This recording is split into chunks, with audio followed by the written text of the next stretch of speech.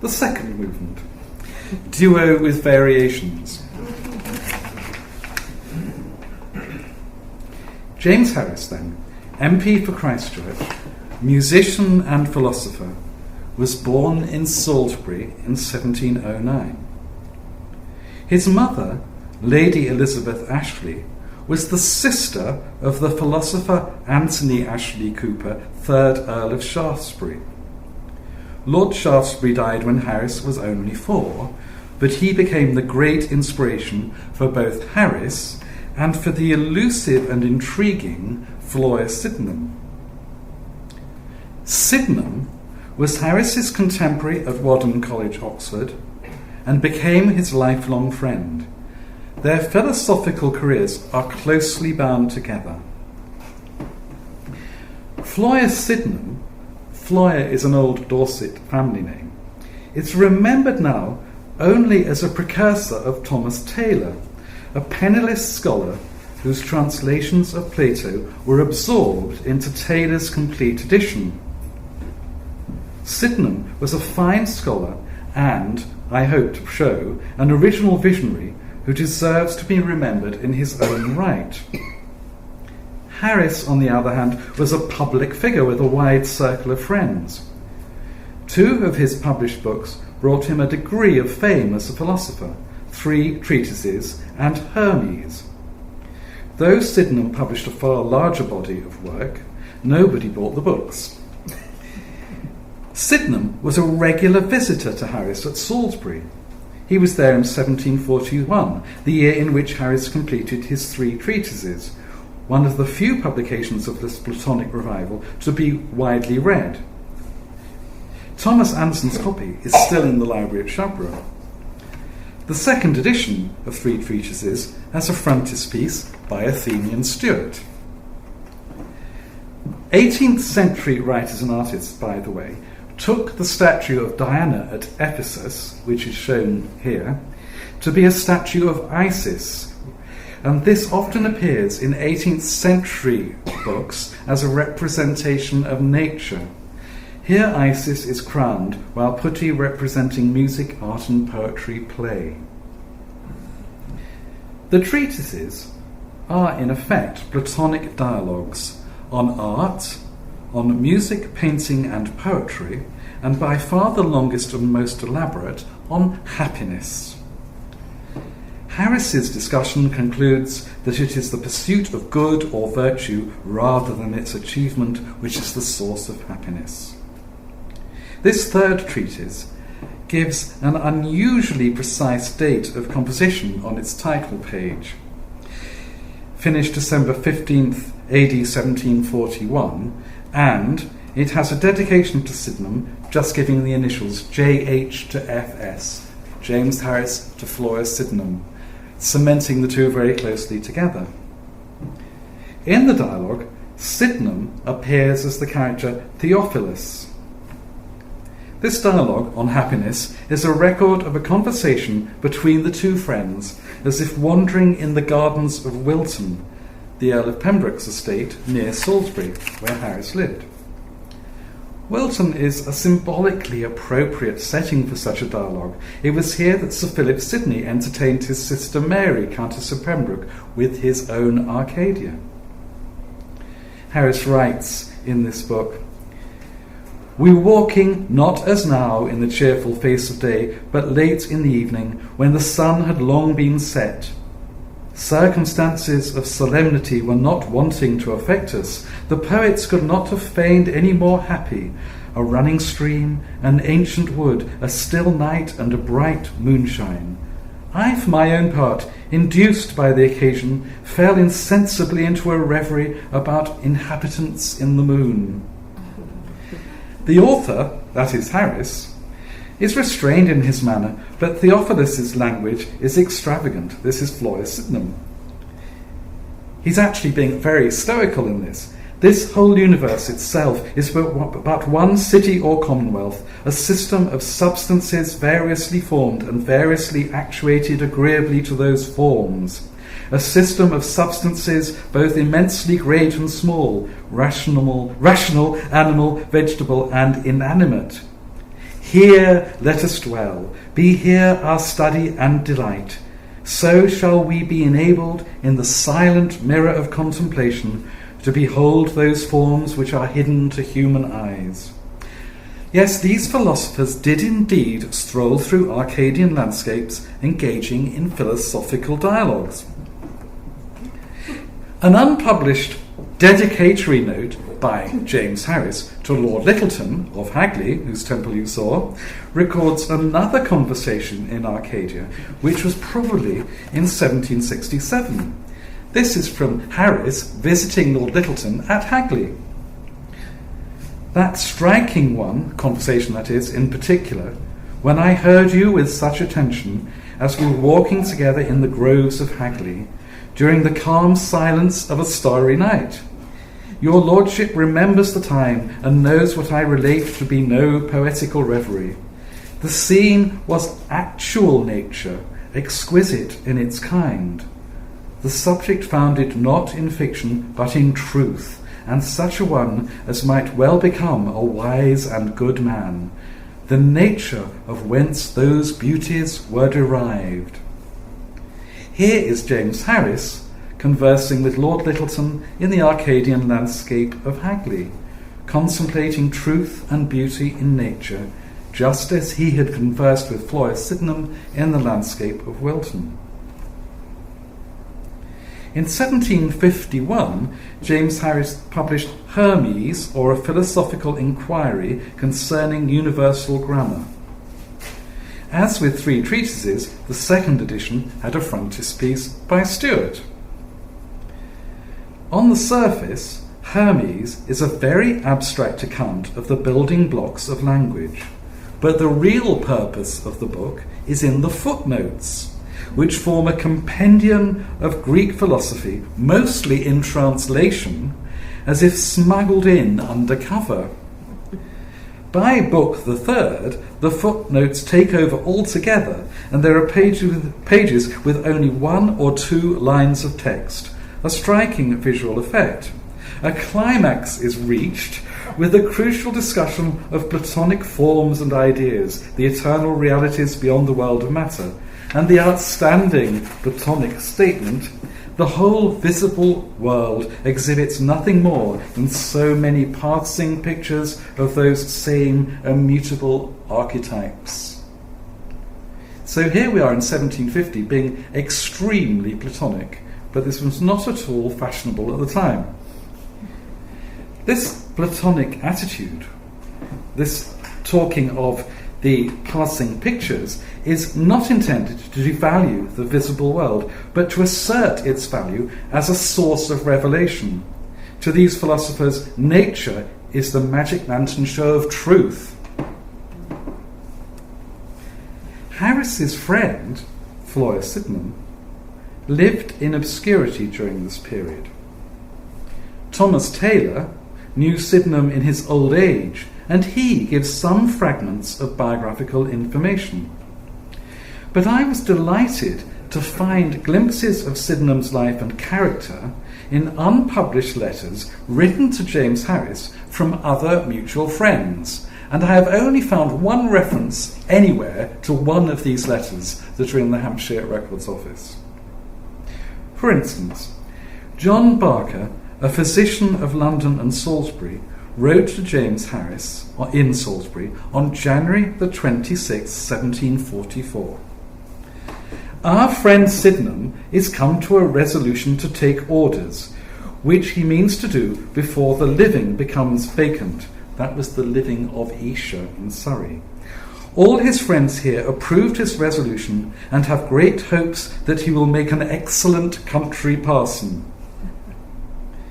In fact, Sydenham was presented with the living of Esher in Surrey in August 1744, but he made no attempt at all to become an excellent country parson. In 1745, he took up a post at Codrington College, Barbados. And they won't reply to any of my emails, so I've not been able to find why he returned home within a year. And according to another mutual friend, John Upton, by 1745, He was deep in Jacob Behmen and commentators on the Apocalypse. So, Sydenham's religious and mystical enthusiasms seem to have embraced both the mystical Protestantism of Jacob Boehme, that is Behmen, and Catholicism. In December 1746, John Upton writes to Harris that Sydenham, by the by, will die one day in Bedlam. He is quite a papist, and which is worse, he is not sent to keep his opinions to himself, but talks of them in the coffee houses. This is 1746. We'd just been having a bit of a crisis for the Jacobites, so it was quite an issue at the time. So, Sydenham resigned the living of Esher in 1747, and he seems never again to have had any regular source of income, apart from, unknown to his friends, a monthly gift from James Harris. Sydenham may have helped John Upton, who wrote that last letter, with his annotated edition of Spenser's Faerie Queene. In one of his notes, Sydenham refers to the Elizabethan poet Spenser as my own great master. That's in a cancelled passage to his epic poem Truth, and he praises Spenser's 4 hymns and mutability cantos, which are the outstandingly Platonic texts by Spenser, in his notes to Plato's Symposium. Floris Sydenham's earliest surviving work is an incomplete epic poem on the Platonic philosophy, Truth or the Nature of Things. And I apologise for this very poor copy, but it's the best I could get from the scan I had from the British Library. The manuscript in the British Library contains over 200 pages of text, dedicatory eulogies to Lord Chesterfield and Lord Lyttelton, suggest that the author had hopes of patronage and publication, and they help to date this text to the late 1750s and early 1760s. This is extraordinarily bad poetry, but embedded within the twisted blank verse and rambling digressions on natural philosophy and moral life is Sydenham's personal Platonic cosmology, at least as it was in the 1750s, and we have to assume the kind of ideas he would have shared in conversations with his friends. So I think this is a unique and important text, regardless of its value as literature. And again, I have not found any reference to anyone else ever having read it except the British Library cataloguer. The poem begins with an invocation to the Muses. These are not the familiar poetic muses, but the sirens, which Plato describes in the myth of in the Republic, who sing the music of the spheres, the harmonies which permeate the whole cosmos. Come, all ye muses, lead the song, not ye Parnassian vulgar various, of your aid to every rhymer liberal, but ye celestial, sitting on the radiant spheres, who tune them as they sound for consonants, and with their varying motions, while they change their sounds, form all one perfect melody. Ye siren sisters 9, whom at a birth the abyss of things, pregnant by truth, produced. The phrase abyss of things may be a relic of his interest in Jacob Boehme. The poem goes on and explains that our world is a world of change. The great civilizations have tragically vanished, and to Sydenham, even Arcadia is a world of illusion. In the light of truth, those happy plains of Arcadia, the land where love is life's whole business, its sole bliss, amorous enjoyment, there where lovers find from their beloved equal return of love, uninterrupted, unremitting love, in a flash fly and a scene no more. If Sydenham had looked at this Poussin painting or the marble relief at Charbrook, he would surely have seen the shepherdess as an image of his guide in his epic poem, Virtue, or her sister, his guide in the high worlds, Wisdom. She knows the eternal truths that will last when Arcadia vanishes away. As Dante, in a rather better poem, is led by Beatrice on his ascent into paradise, Virtue leads Florian on his ascent towards truth. In the world of imagination, nature is combined with truth to produce new wonders. And the first works of imagination that come to Sydenham's mind are gardens, both literary and real. He writes, "Fairer scenes than nature ever yielded, fairer forms than nature e'er created, Spenser's bower, Virgil's Elysium, Milton's paradise, Alcina's garden, or the groves of Stowe." The gardens of the Platonic Greek revival are not illusory Arcadias, but places where we can see truth shining through the veil of nature. And this is the complexity of the myth of Arcadia and the Golden Age. Arcadia can be at the same time both a symbol of the transitory and a mirror of the earthly paradise. After these gardens come forms which Sydenham means statuary. These are forms created by the work of imagination and truth working together. So he refers to forms for Pembroke's or for Orford's Hall, forms that would Badminton or Blenheim grace, that Radnor, Bruce and Richmond would admire. Pembroke's Hall was Wilton, in whose grounds Sydenham had strolled with James Harris.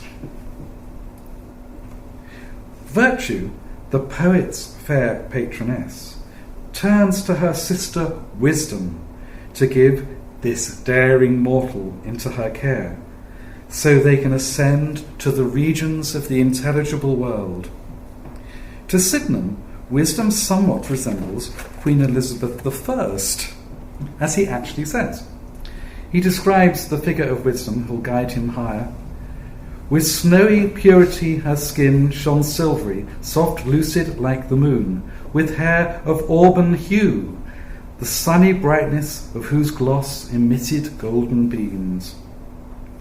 The poet grows wings and flies with wisdom to the region of perfect forms. Here, Sydenham sees the ideas, the eternal forms of things in the universal mind. And he describes them, these are the Platonic ideas, as being like little spheres of light, mixing and parting at will. And these were full of lesser globes, tinged with various colour. Juno's darling sapphire, the emerald, the Nereid's favourite, fiery carbuncles, and heavenly roseate rubies. Phoebus' love, the topaz, and Aurora's amethyst. This is just a rather useful picture of patterns in oil that somehow seems to reflect Sydenham's extraordinary vision.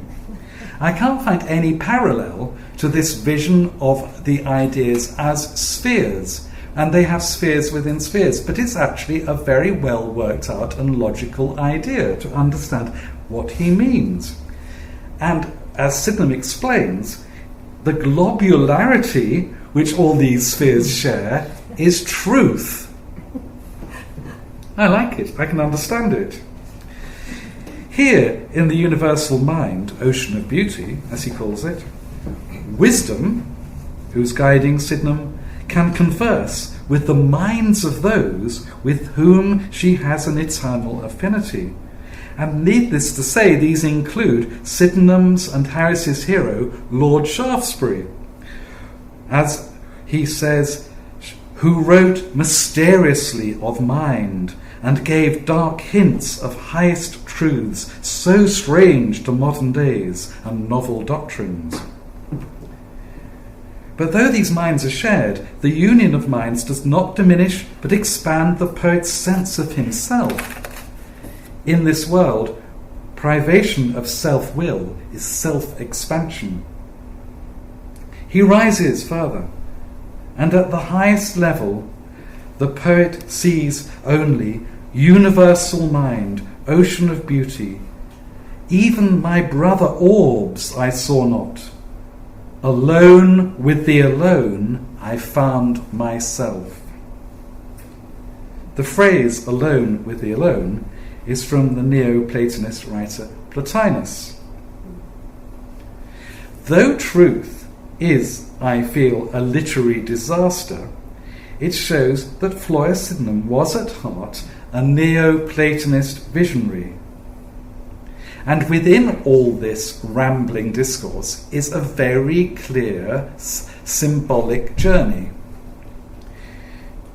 From this all alone shines the ray of truth which draws all things upwards to unity. It is a single ray that spread itself around all o'er me. This phrase, ray of truth, which Sydenham uses, this seems to come from the 15th century Platonist Marsilio Ficino, particularly his commentaries on Plato's Symposium. And this idea of the ray of truth shining from this point of absolute truth through all creation gives Sydenham's Platonic cosmos a dynamism and a creative energy. This light, this ray, splits, flows, rises and falls. This is the light of unity which shines through all forms and is also their source. The fountain-head of light, the source of form, still in its pure simplicity the same remaining. For the poet united with mind, self-reflection was forgot, and wrapped in wonder, for a while I lost the thought of all things save of the one all. If his friends knew of this epic, they probably saw it as a hopeless project with no hope of financial success. Sydenham needed some form of financial security. His friend John Upton proposed the scheme of translating the works of Plato into English. Upton's plan was that Sydenham should make a deal with a bookseller who would pay him by the sheet as the work continued. This would encourage regular work and ensure a regular income. Unfortunately, another friend, Arthur Collier, persuaded Sydenham to publish the edition by subscription, hoping that interested customers would promise a larger amount ahead of the publication. This was a disaster. There were never enough subscribers, and many abandoned the scheme or just never paid at all.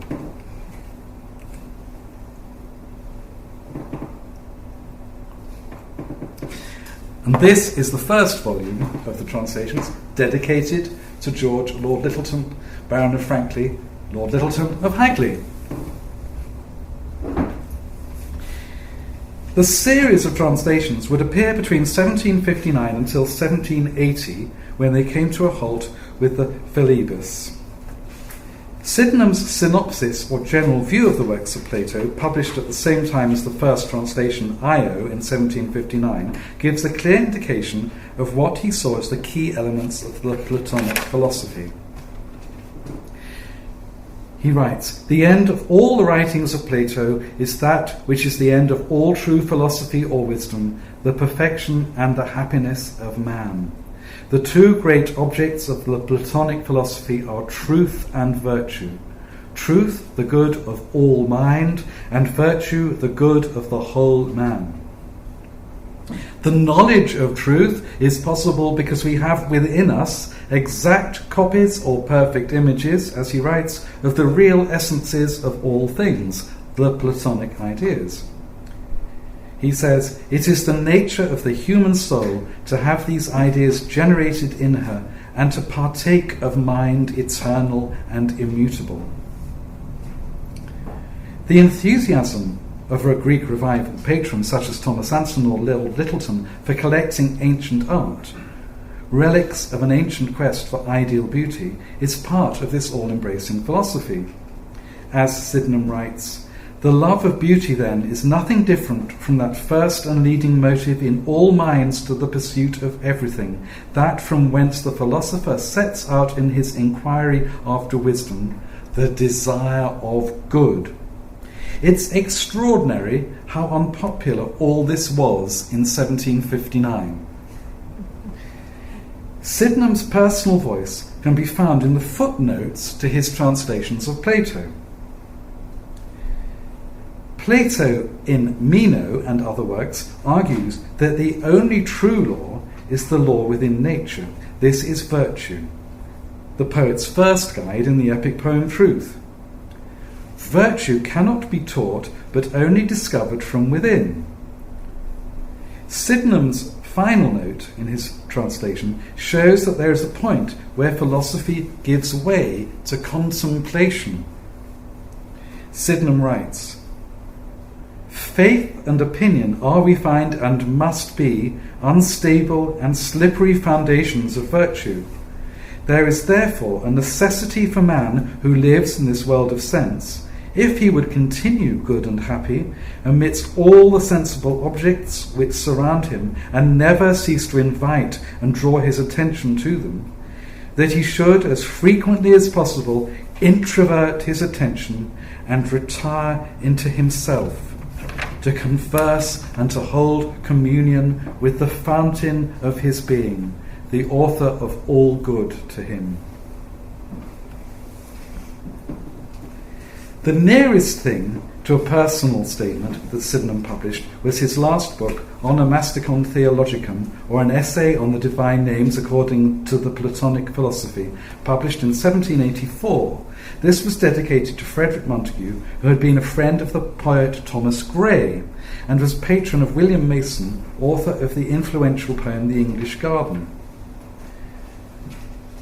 Plato's philosophy, says Sydenham, teaches that the whole created universe is a manifestation of the divine mind.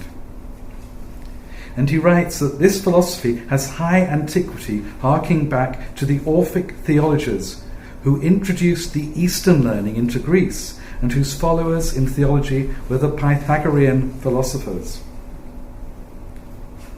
Sydenham's commentary on divine goodness is derived from the Platonic theology of Proclus, as he says, the greatest of the Alexandrian Platonists, and which Sydenham calls his wonderful, ingenious, fine-spun treatise. Goodness is the very nature of the divine mind, and this means that God must be creative and that every created thing must share in goodness. As Sydenham writes, good itself is the same as the one itself, and is the cause of union and good at the same time. He, Proclus, concludes that goodness is an uniting of things together, and that the uniting of things together is goodness. In the following section, Sydenham has a distinct change of tone, as if he is approaching a climactic and significant subject. He writes, "In process of time, a daughter of theology and natural philosophy travelled from Egypt into Thrace under the auspices of Orpheus. But this wonderful man, who is supposed to have been the founder of all civilization throughout Europe, by means of religious and civil polities, kept the fair one from vulgar eyes." This fair one is a personification of the Eleusinian mysteries, the secret initiatory rituals which Sydenham believes communicated the most ancient wisdom, cloaked in allegory, so that only a few would understand the true meaning. The secrets of the mysteries, Sydenham presumes, were the knowledge of certain truths. He writes, that of the infinity of time past as well of time future, that of the immensity of space, extension, or the first matter, that of the world's eternity, or rather its everlasting existence. And he says the most dangerous of the truths is the doctrine of God himself present within the soul of man. Towards the end of Onomasticon Theologicon, he talks of the quest for unity with nature. Nature has seeded in us natural affections, and these inspire sympathies with other people and things. Man can follow these sympathies in the world and in contemplation. He writes, and then, finding himself related to all corporeal nature, he will consider himself a part of the creation, personally interested in the harmonious order of the great whole. Sydenham died penniless on the eve of being taken to debtor's prison in 1787.